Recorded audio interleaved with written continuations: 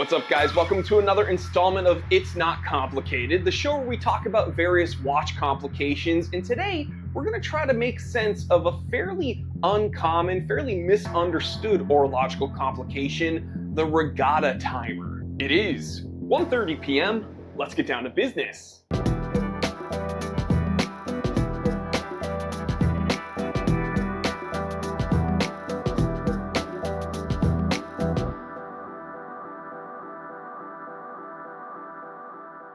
So what is a Regatta timer? Well, essentially, it's a fancy schmancy 5-minute countdown timer. These were specifically designed for people who race yachts. You see, a yacht, or any boat for that matter, can't really stop at a stationary starting line like a race car can. So these yacht racers utilize this 5-minute countdown system to get their starting time just so. Looking into this countdown further, 5 minutes to start. The warning signal of a flag and horn is given to tell racers the 5-minute countdown has begun. Skippers can start their Regatta timers. 4 minutes to start. This is the second warning flag and horn.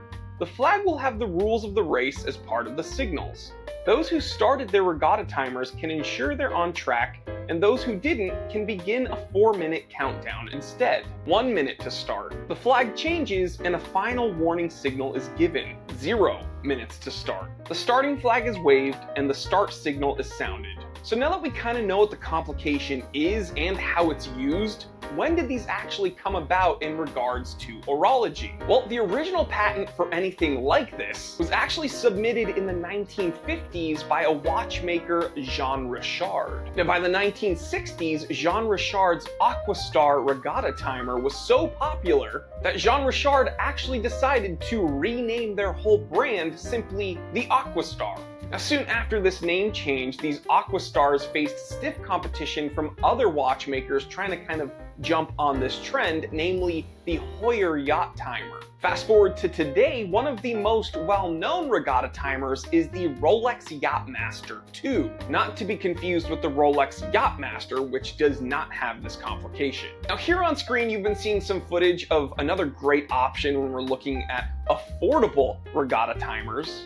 the Boulder Odyssey Regatta. Now, we should note this specific watch is available for sale at thetimetellershop.com at the time of filming. So you gotta ask yourself, is this specific complication useful to you in your day-to-day life?